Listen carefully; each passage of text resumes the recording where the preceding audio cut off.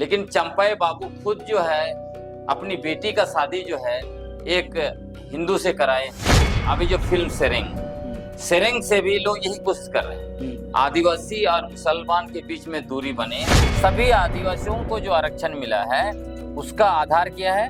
Lokur committee 1965 की आदिवासियों को जबरदस्त जाति और वर्ण व्यवस्था में डालने के लिए संविधान से आदिवासी शब्द हटाया गया। अभी जो भी नफरत फैला रही है इसके पीछे सिर्फ और सिर्फ अपना निजी आर्थिक और राजनीतिक हित साध रही है, सिर्फ पैसा और पद के लिए।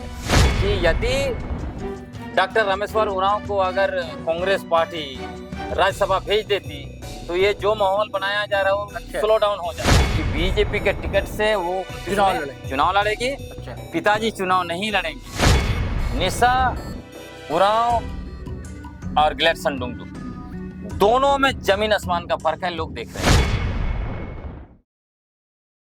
साथियों, सलाम, नमस्ते, सत श्री अकाल और जय भीम जोहार। पश्चिम बंगाल के चुनाव के बाद जिस तरह झारखंड में सामाजिक और राजनीतिक सतह पर एक अलग तरह का उबाल देखने को मिल रहा है, हालांकि ये अलग तरह का उबाल मैं नहीं कहूंगा, अंदर अंदर चीजें खदबदा रही थी, अब सतह पर दरअसल आ गई। इसके क्या राजनीतिक और सामाजिक मायने हैं? दो तीन चीजें मैं देख रहा हूं दोस्तों। एक ये है कि बांग्लादेशी के नाम पर आदिवासी वर्सेस मुस्लिम के बीच तकरार की नौबत, और दूसरा आदिवासी समाज के बीच सरना आदिवासी और एक ईसाई आदिवासी, ऐसी बातें आ रही सामने। अब कुछ ऐसे नेता हैं, कुछ नेत्रियां हैं, जैसे कि निशा उरांव अधिकारी, निशा कुमारी भगत, और तो और ex CM of Jharkhand Champai Soren साहब, जनजातीय सुरक्षा मंच से जुड़े लोग हैं, सोमा मुंडा है, मेगा, कई नाम हैं, ये लोग सामने आ रहे हैं। तो दरअसल मामला क्या है और ये तकरार क्यों दिख रही है, इसको हम समझेंगे। आप फ्रेम में देख रहे हैं ग्लेडसन डुंगडुंग है, राइटर है, एक्टिविस्ट है, कई किताबें, इनका रिसर्च वर्क है, दुनिया भर में पढ़ा जाता है, सुना जाता है, समझा जाता है। आदिवासी और झारखंड के नब्ज पर बिल्कुल पकड़ है, बारीक समझते हैं। तो मैं ज्यादा भूमिका नहीं बांधता हूं दोस्तों, मैं सीधे इनसे रूबरू होता हूं, समझता हूं। अचानक देख रहे हैं, जोहार जोहार ग्लेडसन भाई, अचानक से आप देख रहे हैं कि मतलब जो आदिवासी हैं उनके बीच, आदिवासियों के बीच टकराहट से दिख रही है। और कुछ ऐसे लोग हैं जो इसे हवा दे रहे हैं, मैंने कुछ नाम भी लिए। तो आप कैसे समझते हैं इन सब सारी चीजों को? देखिए, जो बातें आपने इंट्रो में कही है जी, वो बिल्कुल स्पष्ट दिख रहा है जी। जिस तरह से पिछले विधानसभा चुनाव में भी संताल परगना में आप देखेंगे तो वहां पर बांग्लादेशी घुसपैठ, उधर लैंड जिहाद, लव जिहाद वगैरह का फर्जी नैरेटिव बनाकर वहां संताल वर्सेस मुसलमान करने की बहुत कोशिश की थी बीजेपी और आरएसएस वालों, नाकाम रहे। लेकिन उसमें वो पूरी तरह से पिट गए। और पूर्व मुख्यमंत्री माननीय चंपाई सोरेन, जिनका आपने नाम लिया, वो भी उसमें बहुत ज्यादा कोशिश किए, लेकिन लोग जानते हैं उन्होंने खुद अपनी बेटी को नहीं बचा पाए। इधर अगर एक आदिवासी लड़की का शादी मुसलमान के साथ होता है तो वो लव जिहाद का नैरेटिव बनता है, लेकिन चंपाई बाबू खुद जो है अपनी बेटी का शादी जो है एक हिंदू से कराए हैं, शर्मा जी से कराए हैं, तो वो लव जिहाद नहीं है।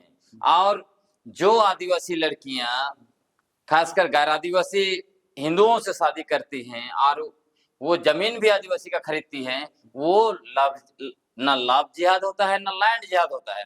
लेकिन जैसे ही आदिवासी लड़की मुसलमान से शादी करती है और जो है कि जमीन खरीदती है तो इधर लव जिहाद भी है, लैंड जिहाद भी है। और उसी तरह धर्मांतरण, अगर आदिवासी लोग हिंदू धर्म को स्वीकार करता है, अपनाता है, तो वो धर्मांतरण नहीं है, और जो आदिवासी ईसाई धर्म को या इस्लाम धर्म को स्वीकार करता है वो धर्मांतरण है। ये सारे फर्जी नैरेटिव आरएसएस के हैं जो लगातार चल रहे हैं, लेकिन ये पिटा भी जा रहे हैं, ये पिट जा रहे हैं धीरे धीरे, क्योंकि लोगों को सच्चाई पता चल रहा है आप देख लीजिए, सिंपल सा बात, अभी आपने 3-4 लोगों का और भी नाम लिया है जो माहौल बनाने की कोशिश कर रहे हैं, या फिर अभी जो फिल्म सेरेंग से भी लोग यही कोशिश कर रहे हैं आदिवासी और मुसलमान के बीच में दूरी बने। और तो मैं शक कर रहा हूं सेरेंग को लेके, ऐसा नहीं कि ये बीजेपी के द्वारा स्पॉन्सर फिल्म हो, कि जानबूझ के स्टोरी ऐसे बनाया गया, डायलॉग ऐसे बनाए गए जिसमें लड़की कह रही, आदिवासी लड़की कह रही है वो सिराज बाबू आप तो मेरे भगवान हैं। तो स्वाभाविक सी बात है, कोई आदिवासी स्वीकार नहीं करेगा कि ये आदिवासी लड़की का भगवान मुसलमान हो जाएगा। आपको शक है कि माहौल बनाने बिल्कुल, ये फिल्म भी एक तरह से, जिस तरह से आप केंद्र में आप देख रहे हैं, जब भी चुनाव आता है कोई ना कोई देशभक्ति फिल्म लेके जो है लोगों बंगाल फाइल, बिल्कुल लोगों को जो है उधर खींचने की कोशिश होती है। इसी तरह होता क्या है कि आप जो है किसी के बारे में जोर से गुस्सा दे दीजिए, व्यक्ति गुस्सा होकर ऑपोजिट पार्टी में जो भी खड़ा रहेगा उसके साथ खड़ा हो जाएगा। तो यही जो है कि एक तरफ आदिवासी वर्सेस मुसलमान को एक दूसरे के खिलाफ खड़ा करने की कोशिश की जा रही है झारखंड में, जिसको लोगों को समझना पड़ेगा। और दूसरा जो आपने कहा, आदिवासी के बीच ही आदिवासी बनम आदिवासी, सरना और ईसाई के नाम पर, और यह बहुत स्पष्ट है, झारखंड में बीजेपी 13 साल 63 दिन तक शासन किया, और इस शासन के पीछे की अगर रणनीति आप देखिएगा तो उसमें यही था, धर्मांतरण, आरक्षण का लाभ ईसाई आदिवासी ले रहे हैं, ये सारे जो फर्जी नैरेटिव थे, यही नैरेटिव के द्वारा इन्होंने सत्ता में गए, सत्ता हासिल किया। लेकिन जैसे इनको लग रहा है कि आप सत्ता दूर चली गई है, इसमें कैसे वापस आएंगे, पिछले चुनाव में बहुत कुछ करके कोशिश किया, नहीं आए, तभी इनको एकमात्र उम्मीद लग रहा है कि फिर से सरना ईसाई करो, डिलिस्टिंग करो, इस टाइप का माहौल बनाओ। और अभी जो माहौल बनाया जा रहा है, चाहे वो मैडम निशा उरांव सीमार के द्वारा, या फिर इधर जनजाति सुरक्षा मंच के द्वारा, या किसी और के द्वारा, उसका 2 कारण। अच्छा, ये टाइटल दोनों उरांव भी और सीमार वो खुद लिखती है, क्योंकि वो उनका पति का टाइटल कोई हरियाणा के व्यक्ति हैं। और ये सीमार लोग हरियाणा में शेड्यूल कास्ट है, नहीं शेड्यूल कास्ट है, शेड्यूल कास्ट है, मतलब जिसको इस देश में अछूत के रूप में ट्रीट करते हैं ये लोग। अच्छा, तो अगर ये वगैरह में देखिएगा तो ये बताता है कि वो सीमार लोग जो है कि शेड्यूल कास्ट है वहां पर। लेकिन हमको नहीं पता इनके हस्बैंड शेड्यूल कास्ट है कि कोई और भाई है, लेकिन फिर उसमें हमें नहीं जाना है, गैर आदिवासी है। हाँ, लेकिन ये जो कह रहे हैं ना, इसका 2 कारण है जो भी नैरेटिव बनाने की कोशिश की जा रही है। एक कारण तो निश्चित रूप से 2029 का चुनाव, लेकिन तत्कालिक कारण भी एक बहुत बड़ा कारण है। तत्कालिक कारण क्या है, पहले जनजाति सुरक्षा मंच ने दिल्ली में जो है 25 मई को बहुत बड़ी रैली का आह्वान किया था। क्या हुआ मुझे नहीं पता अंदर में, उन्होंने रैली को तो स्थगित कर दिया, लेकिन 24 मई को दिल्ली में समागम कर रहे हैं। शायद समागम करने से ये आसान होगा इनके लिए कि जितना भी राज्य सरकारें हैं, सरकार का बजट से जो है कि लोगों को दिल्ली भेजेंगे। अब झारखंड में उनकी सरकार है नहीं, तब झारखंड में 2 कारण से कोई माहौल नहीं बन रहा है। एक तो निश्चित रूप से यहाँ इनकी सरकार नहीं है, तो इनको अपने खर्चे से जाना पड़ेगा, नंबर 1। नंबर 2 ये हो रहा है कि जो माहौल बनना था वो जनजाति सुरक्षा मंच नहीं बना पा रहा है। अब जनजाति सुरक्षा मंच क्यों नहीं बना पा रहा है? नहीं बना पा रहा है, इसका कारण ये है कि इन्होंने झारखंड में गलत नंबर डायल कर दिया। गलत नंबर क्या है? जनजाति सुरक्षा मंच के राष्ट्रीय अध्यक्ष बीजेपी नेता गणेश राम भगत जब अनगढ़ा आए थे तो अनगढ़ा में क्या कहा था? अनगढ़ा में कहा था सरना झंडा आदिवासियों का नहीं है, इसको उखाड़ के जो है कि फेंको। और उन्होंने यह भी कहा कि सरना झंडा जो है वो विदेशी झंडा है, अमेरिकन झंडा है, ईसाई मिशनरियों का दिया हुआ झंडा है। ये नैरेटिव बनाया। उसके अलावे जनजाति सुरक्षा मंच ने नैरेटिव तो ये भी ना, सरना सनातन एक, हाँ उसमें आ रहा है, पर जनजाति सुरक्षा मंच ने सरना कोर्ट का पुरजोर विरोध किया, आज भी विरोध कर रहे हैं। उनका जो भी मीडिया प्रभारी हो, जो भी हो, सोमा उरांव जी बार बार कहते रहे कि यदि सरना कोर्ट मिलता है तो झारखंड हाई कोर्ट से उड़ा देंगे, सुप्रीम कोर्ट से उड़ा देंगे। तो ये लोग सरना धर्म का, सरना झंडा का, सरना कोर्ट का घोर विरोधी है। उसके अलावा इनकी जब सरकार थी, बीजेपी की सरकार थी, तो 2016 में इन्होंने लैंड बैंक बनाया और सरना, मसना, दिसौली, जहेरथन, मतलब सरना आदिवासियों का जितना भी पवित्र स्थल है सबको लैंड बैंक में डाल के पूंजीपतियों के लिए सुरक्षित किया। ये रघुवर हाँ हाँ, तो ये सब इतिहास इनका है। और अभी भी देखिए, जब एक तरफ सरना आदिवासी लोग पुरजोर कैंपेन चला रहा है, कह रहा है कि जनगणना में कम से कम 2 करोड़ लोग सरना लिखना चाहिए, ये लोग उसके विरोध में कैंपेन कर रहा है, कह रहा है कि सबको जो है कि सरना नहीं लिखना चाहिए, हिंदू लिखना चाहिए। और आज के समय में जाने अनजाने ये लोग सच सामने लेके आ गए। क्या सच है? एक तरफ तो ये लोग खूब फर्जी नैरेटिव बनाया, जनजाति सुरक्षा मंच वाले लोग, आरएसएस और बीजेपी वाले लोग, कि बड़े पैमाने पर धर्मांतरण हो रहा है, बड़े पैमाने पर धर्मांतरण हो रहा है।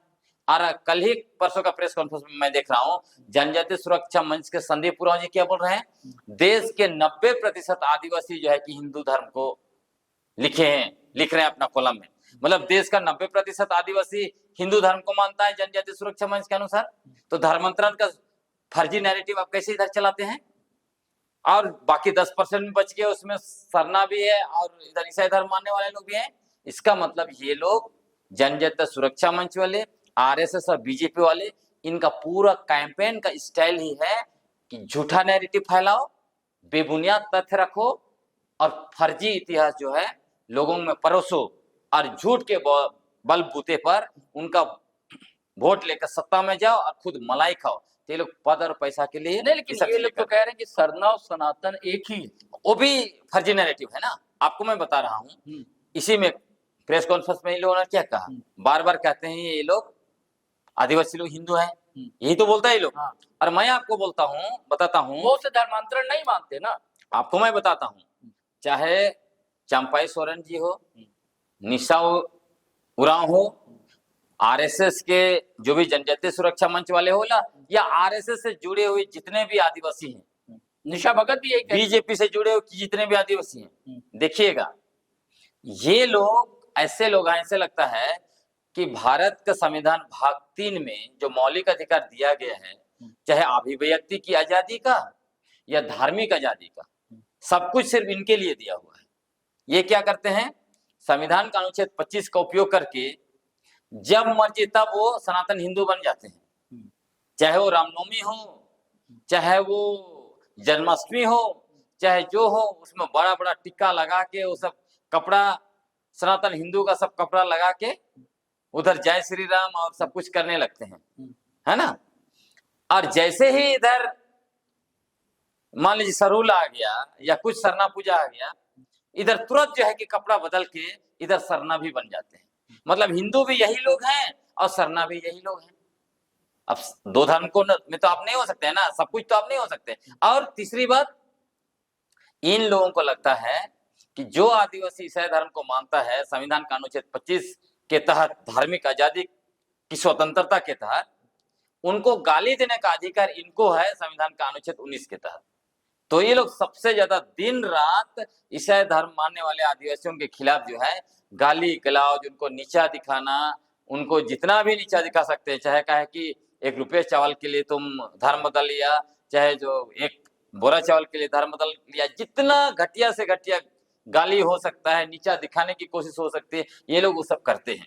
नहीं, अभी तो उनकी एक और मांग है, रिट भी दायर की गई है कोर्ट में। और आपने आरक्षण पर आपने जो ये बात कहा उसको भी मैं बोलता हूँ, सरना सनातन एक है, दोनों का रूट ही अलग है, उसमें हम लोग पहले भी बात कर चुके हैं। लेकिन ये जान लीजिए, सरना जो धर्म है या आदिवासी जो लोग हैं वो कबीलाई व्यवस्था से आते हैं, सनातन हिंदू धर्म वो वर्ण और जाति व्यवस्था से आते हैं।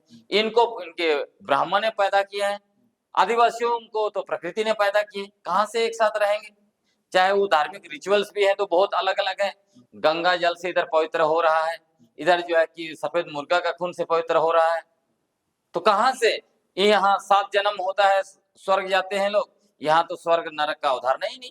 कहाँ से, सिर्फ बोल देने से कुछ भी नैरेटिव बना। ग्लेडसन भाई, आरक्षण को लेकर विवाद पैदा हो गया है, रिट दायर की है लोगों ने कि धर्मांतरित आदिवासी यानी कि जो ईसाई बन चुके हैं उन्हें आरक्षण का लाभ नहीं मिले। ये सवाल चंपाई सोरेन भी उठा रहे हैं, ये सवाल निशा उरांव भी उठा रही है और कई लोग उठा रहे हैं इस सवाल। देखिए, मैंने आपको कहा पहले कि ये सारा जो नौटंकी आरएसएस और उनका जो जनजातीय सुरक्षा मंच कर रहा है या बीजेपी के नेता मिलजुल के कर रहे हैं, उसका मूल मकसद वही है कि अभी जनजातीय सुरक्षा मंच का 24 तारीख को दिल्ली में जो समागम है उसके लिए झारखंड से ज्यादा लोगों को ले जाना, क्योंकि झारखंड में ये लोग किसी भी कीमत पर माहौल नहीं बना पा रहे हैं, जिसका कारण मैंने बताया।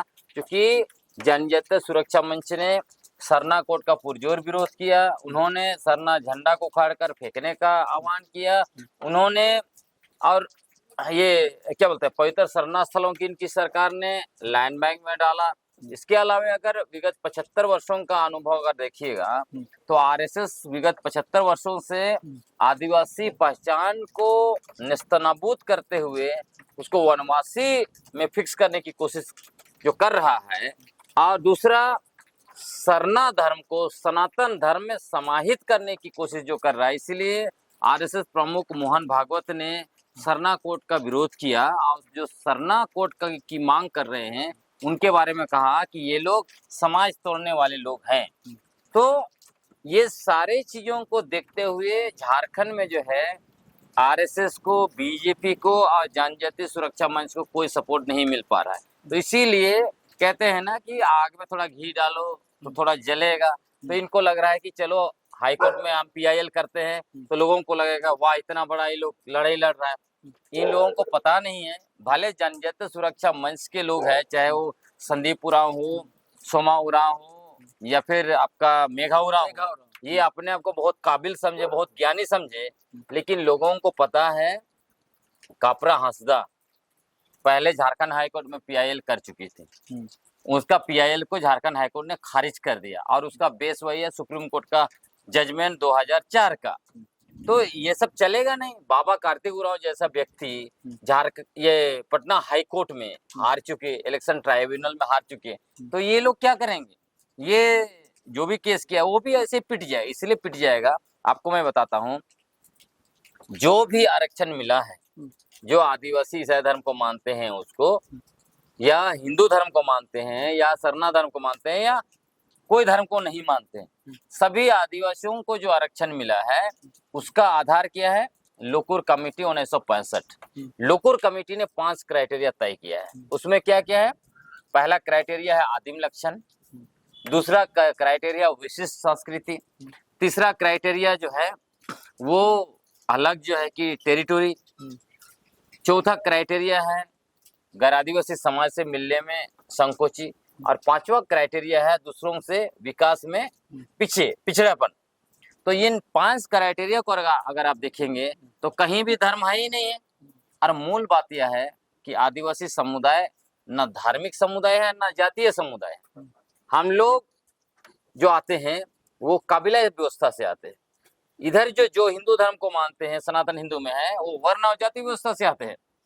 और आपको मैं बताता हूँ, यही जनजातीय सुरक्षा मंच के लोग जबरदस्ती सरना आदिवासियों को डराने की कोशिश कर रहा है और बोल रहा है कि आप लोग जनगणना में सरना मत लिखो, हिंदू लिखो, हिंदू नहीं लिखोगे तो तुम्हारा आरक्षण खत्म हो जाएगा। बेफालतू का डराने की कोशिश कर रहे हैं। भाई आदिवासियों को जो आरक्षण मिलता है उसमें कहीं धर्म है ही नहीं है। आप देखिए संविधान का अनुच्छेद 341 किसके लिए है? ये व्यवस्था अनुसूचित जातियों के लिए है। उनको सनातन हिंदू धर्म में रहना जरूरी है, क्योंकि वो वर्ण और जाति व्यवस्था से आते हैं।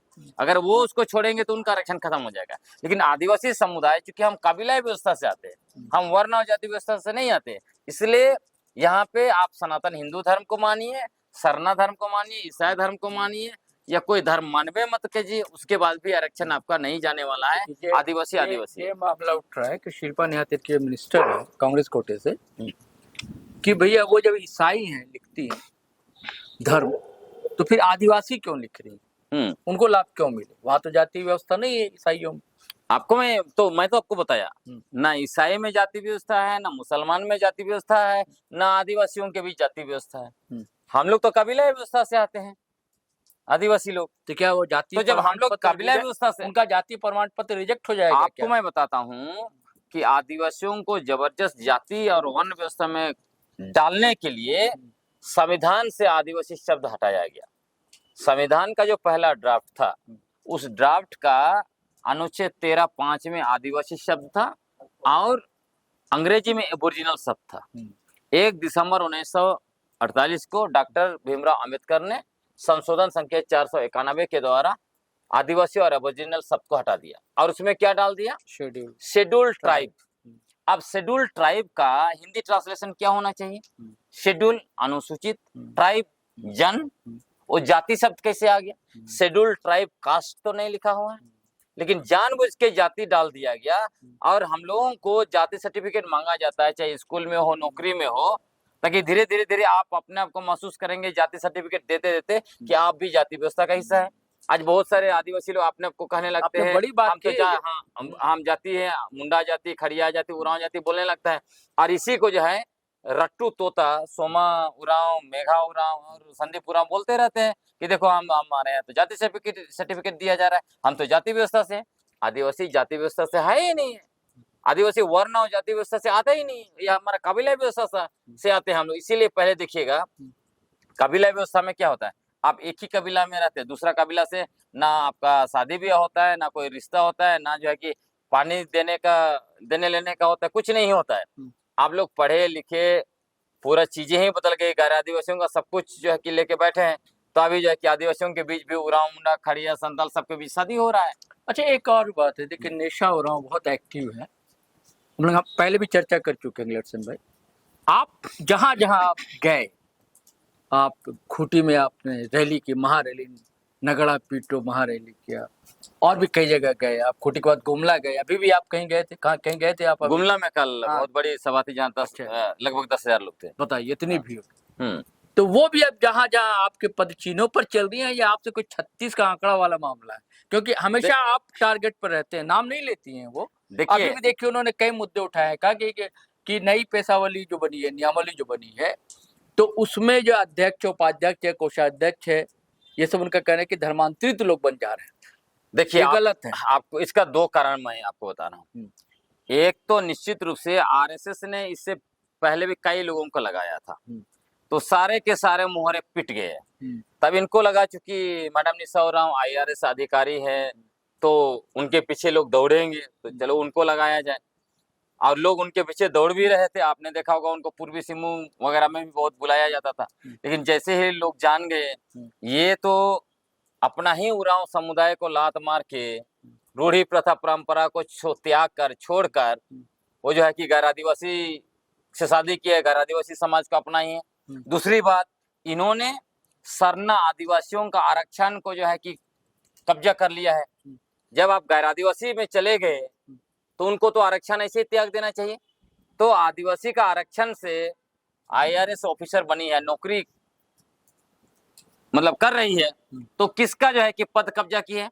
सोचिए, अगर एक सरना आदिवासी परिवार से शादी की रहती तो आप सोचिए कि उस परिवार का कितना समृद्धि होता, पैसे होते, गांव घर में बंगला होता, गाड़ी होता, बैंक बैलेंस होता, बच्चे अच्छे स्कूल में पढ़ते और आने वाली पीढ़ी भी जो है कि बहुत बड़े बड़े अफसर बनते।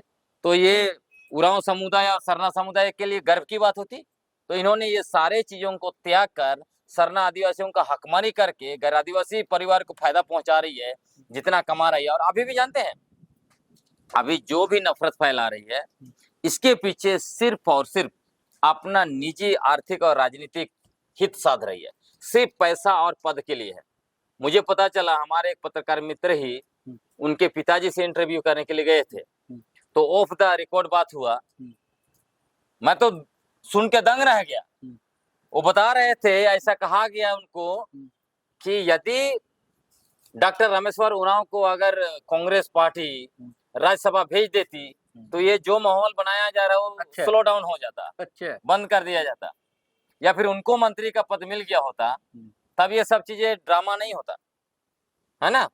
अब क्या हो रहा है, ये अगला 29 का तैयारी है, स्पष्ट है कि बीजेपी के टिकट से वो 29 में चुनाव लड़ेगी। पिताजी चुनाव नहीं लड़ेंगे, और इनको टास्क दिया गया है, क्योंकि आप हमको सवाल पूछेंगे, अगर मान लीजिए उनको लोहरदगा से ही चुनाव लड़ना है तो फिर पूरा आदिवासी इलाके में क्यों घूम रही है। टास्क ये दिया गया है RSS और बीजेपी के द्वारा कि आप पूरा अनुसूचित क्षेत्र में अगर माहौल खड़ा कर देती हैं और वहां बीजेपी फिर से वापस आ जाती है, तो मुख्यमंत्री का कोई कैंडिडेट नहीं है आदिवासियों के बीच में। तो मान लीजिए अनुसूचित क्षेत्र में, ये भी सपना दिखा रहे हैं। अनुसूचित क्षेत्र में अच्छा। मान लीजिए 28 सीट है, मान लीजिए वो जीत जाती है 15 सीट, तो सीएम का दावेदारी हो जाएगा। क्योंकि रघुवर दास के समय में आपको पता है कितना 11 सीट जीते थे। तो अगर मान लीजिए 10-15 सीट जीत जाती है तो दावा करेगी ना भाई। जहां पे आप सोचिए चंपाई सोरेन पिट गए, अपने बेटा तक को चुनाव नहीं जीता पाए, बाबूलाल मरांडी कुतुब मीनार से कूद के दोबारा वापस बीजेपी में आने के बाद कुछ भी नहीं कर पा रहे हैं, अर्जुन मुंडा कुछ नहीं कर पा रहे हैं, उधर मधुकोड़ा मतलब 4-5 एक सीएम मिल के भी कुछ नहीं कर पा रहे हैं। तो बीजेपी में पूरा खाली है।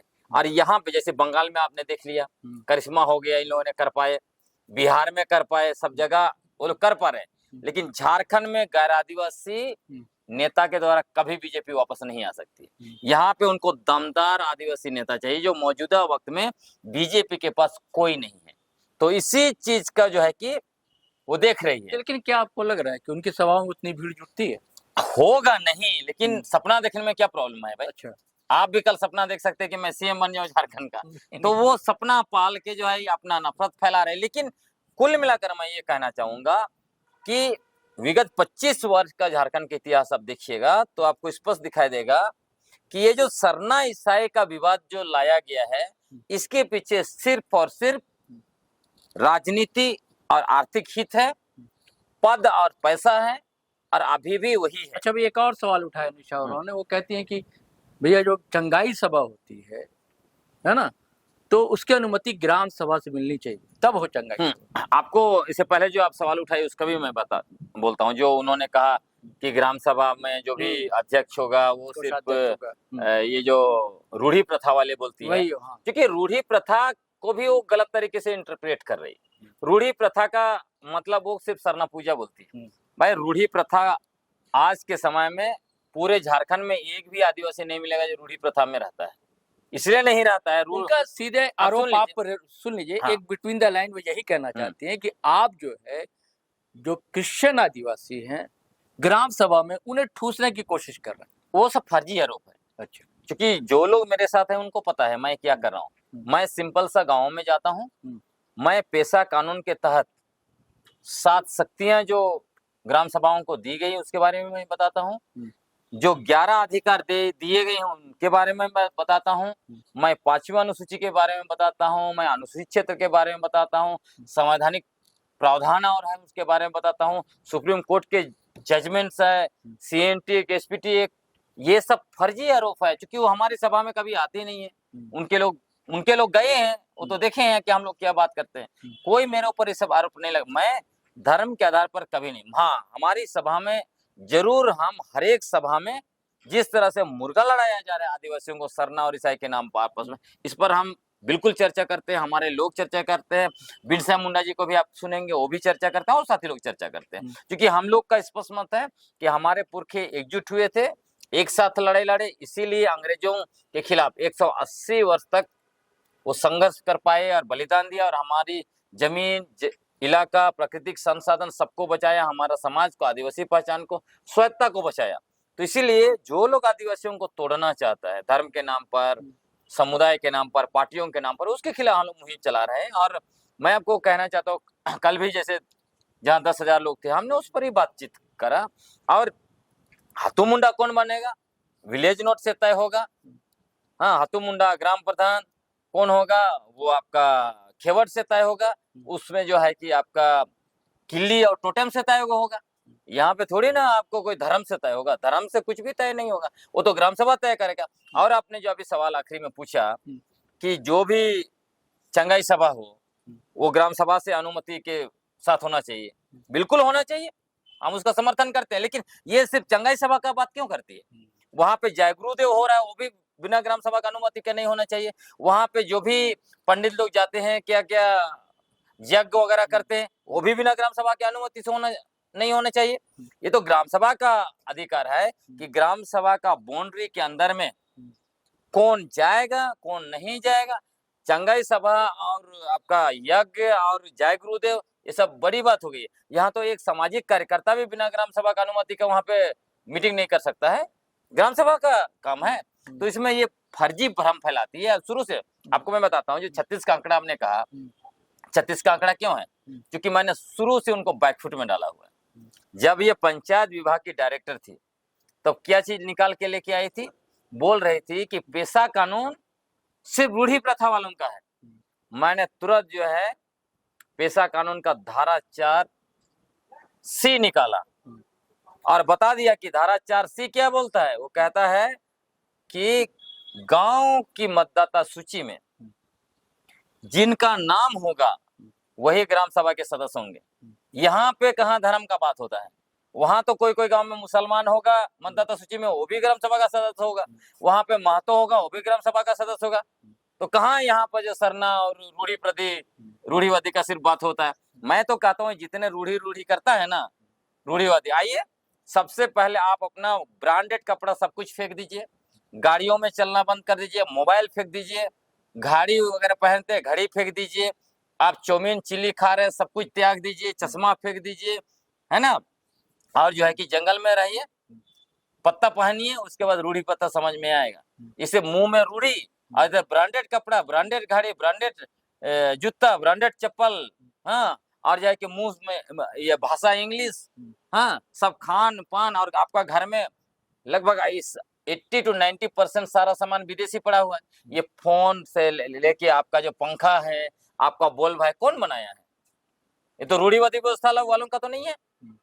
क्योंकि रूढ़ी मतलब है हमारे पुरखे जब 70,000 साल पहले होमोसेपियन अफ्रीका से चले ना, और रास्ता में 65,000 साल लगभग गुजार दिया, तो वो लोग जैसे जीते थे वैसे जीना पड़ेगा, तब जाके अब रूढ़ी प्रथा बोल रहे हैं। आपको मैं बताता हूँ एक एग्जाम्पल, अभी सिर्फ अंडमान में बचे हुए हैं, आपको ओंगे, जरवा, सेंटिनल, ग्रेटर अंडमान, ये लोग रूढ़ी व्यवस्था में जीते हैं। इसलिए रूढ़ी व्यवस्था बोलना उनका अपमान है, इसलिए ऐसे लोगों को बंद होना चाहिए। और आखिरी में आप जो बात की है कि हमारे पास 36 का जो आंकड़ा है वही बात, तो उसमें मैंने एक्सपोज किया उनको। दूसरा ये नैरेटिव बनाने लगी थी, ये सरना ईसाई के नाम से खूब मुर्गा लड़ाई करवाना चाह रहे थे। तो हम लोगों ने कंप्लेन किया कि भाई एक पंचायत डायरेक्टर, एक सरकारी अधिकारी क्यों इस तरह का नफरत फैला रही है। तो उनको जो है कि उनका टर्म पूरा नहीं हुआ था, झारखंड सरकार ने डायरेक्टर पद से उनको हटा दिया, उनको पता भी नहीं चला तुरंत इमीडिएटली। तो उनको खुन्नस इस बात का है कि यही आदमी का काम है हमको मेरा कुर्सी जो है कि कुर्सी से उतारवा दिया। लेकिन वो देखिए इंसान गलत समझता है, दूसरों पर आरोप लगाता है, जबकि गलती किसका है? खुद का। आप एक सरकारी पदाधिकारी हैं, आपको पेशा कानून के बारे में सच्चाई बताना चाहिए, आपको नियमावली के बारे में सच्चाई बताना चाहिए। आप लोगों को आपस में धर्म के नाम पर क्यों लड़वा रहे हैं, क्यों नफरत बांट रहे हैं? तब तो आवाज तो उठाया जाएगा ना। और पेशा नियमावली में जानते हैं उन्होंने ग्राम सभा को बहिष्कार करने का अधिकार दिया था इनका ड्राफ्ट में, उसको हमने हटवा दिया, तो इसलिए भी खुन्नस है। तो 36 का आंकड़ा चलेगा। और 36 का आंकड़ा का आखिरी कारण ये है कि मैं जितना सालों नौकरी की ना, उससे ज्यादा मैंने समाज के लिए काम किया हुआ है। तो मेरा जो क्रेडिबिलिटी समाज में, इनका क्रेडिबिलिटी नहीं है। इनको जो भी फॉलो करते थे, बहुत सारे आदिवासियों ने इनको फॉलो करना भी छोड़ दिया। इनका जितना भी यूट्यूब चैनल में इंटरव्यू देखिए, आदिवासी है तो गाली ही दे रहे हैं, उनका तारीफ कौन कर रहा है? वो शर्मा, वर्मा, मिश्रा, मतलब आरएसएस के जो भी ट्रोल हैं वही उनका तारीफ कर रहे हैं। तो इसी से आप समझ लीजिए। इसलिए जो आपने कहा कि क्या मूवमेंट बन रहा है, मूवमेंट बिल्कुल भी उनका नहीं बन रहा है। और वो सपना ना देखे, बीजेपी अगर उनको टिकट भी दे देती है तो लोहरदगा से पूरी तरह से पिट जाएगी। अच्छा, आप जो जगह जगह जन जागरूकता नगड़ा पीटो महारैली कर रहे हैं, कब तक चलाएंगे इसे और क्या असर पड़ रहा है इसका? जागरूकता तो चलेगा, हाँ, अभी बड़े पैमाने पर असर पड़ रहा है। इसलिए आपने देखा, जैसे आप असर बोले तो मैं बताता हूँ, आपने ज्यूरी मॉडल तो आप देखा ही है, लेकिन गुल्लू में ग्राम सभा अभी खुद बाजार से पैसा कलेक्शन करके अपना सेक्रेटेरिएट बना लिया। कई जगह पे लोग है कि खुद जो है कि लोग कार्यकारिणी समिति बना के जो है कि ग्राम सभा चला। लातेहार में फिलहाल ही हम लोग गए तो वहां भी बना है, पूरे राज्य में बन रहा है अलग अलग तरीके से। उधर पूर्वी सिंहभूम तरफ भी बड़े पैमाने पर कैंपेन हो रहा है। असर बहुत ज्यादा पड़ रहा है इसका भी, सोशल मीडिया का भी, और जो है कि डायरेक्ट लोगों के साथ जा रहे हैं, डायरेक्ट संवाद कर रहे हैं, संपर्क कर रहे हैं, उसका भी, क्योंकि हम लोग संवाद में विश्वास करते हैं, लोगों के साथ जुड़ के काम करा, और लोग देखते हैं निशा उरांव और ग्लेडसन डुंगडुंग दोनों में जमीन आसमान का फर्क है, लोग देख रहे हैं। मैडम निशा उरांव शुद्ध रूप से अपने राजनीतिक और आर्थिक हितों को साधने के लिए, पद और पैसा के लिए नफरत फैला रही है, रूढ़ी प्रथा या जो भी बोल रही है। इधर ग्लेडसन डुंगडुंग, यहाँ पे कोई स्वार्थ नहीं है, क्योंकि लोग जानते हैं 2009 में कांग्रेस पार्टी ने विधानसभा चुनाव के लिए टिकट ऑफर किया था, मैंने नहीं लिया। टाटा से पैसा मिल रहा था, मित्तल से पैसा मिल रहा था, हमने पैसा स्वीकार नहीं किया। 2024 में झारखंड मुक्ति मोर्चा ने विधानसभा का टिकट ऑफर किया था, 2029 में झारखंड मुक्ति मोर्चा ने विधानसभा चुनाव का टिकट ऑफर किया था। हमने कहा ये चुनाव लड़ना हमारा काम नहीं है, हमारा मूल काम है पूरे आदिवासी समाज में बौद्धिक आंदोलन खड़ा करना। इसलिए हम कर रहे हैं क्योंकि मैं खुद विश्वास करता हूं हमारे पुरखे तीर और धनुष के बदौलत लड़ाई लड़े, आदिवासी पहचान को बरकरार रखा, स्वायत्ता को बरकरार रखा, हमारा पारंपरिक स्वशासन व्यवस्था को बरकरार रखा, हमारी जमीन, हमारा गांव, हमारा इलाका और जो भी जंगल, नदी, पानी, जो भी प्राकृतिक संपदा है, सबको उन्होंने बरकरार रखा। उसके लिए उन्होंने जान दिया, कुर्बानियां दी। तो हमारा ये दायित्व बनता है। हम जानते हैं कि आज हम तीर और धनुष से नहीं लड़ सकते।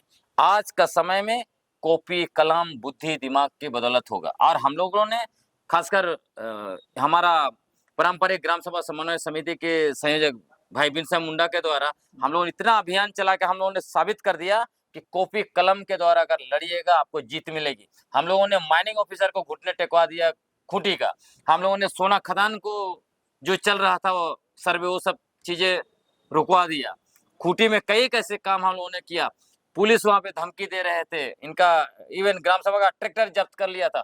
हर चीज को अपना पूरा बौद्धिकता के बदौलत एक एक रेफरेंस के द्वारा जब हम लोग पत्र लिखते हैं डीसी को, चाहे गवर्नर को, चाहे सरकार को, तो उनको वहां पे काम करना पड़ता है। इसीलिए हम लोग जानते हैं कि बौद्धिक आंदोलन समय की जरूरत है और हम लोग उसी के लिए लगे हुए हैं। जी साथियों, जो नफरत की बातें सामने आ रही थी, जो समाज को बांटने की बातें थी, सीधे सीधे ग्लेडसन आरोप लगाते हैं कि इसके पीछे संघ है, भारतीय जनता पार्टी है।